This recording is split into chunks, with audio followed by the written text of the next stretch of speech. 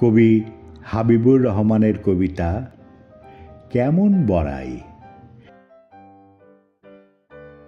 লোকটা শুধু করত বড়াই, দেখে নিতাম লাগলে লড়াই। উই ঢিবিতে মারত ঘুষি, চোখ পাকিয়ে জোরসে ঠুসি।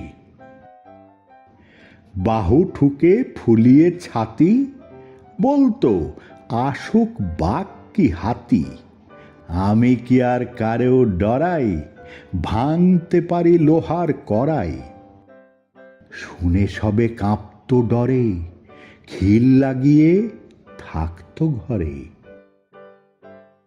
একদিন এক ভোরের বেলায় বেবাক লোকের ঘুম ভেঙে যায়। ঘর ছেড়ে সব বাইরে এসে বাড়িয়ে গলা দেখল শেষে।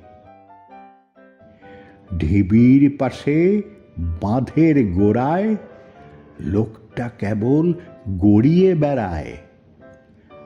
ব্যাপার কি ভাই, ব্যাপার কি ভাই, ফিসফিসিয়ে বলল সবাই।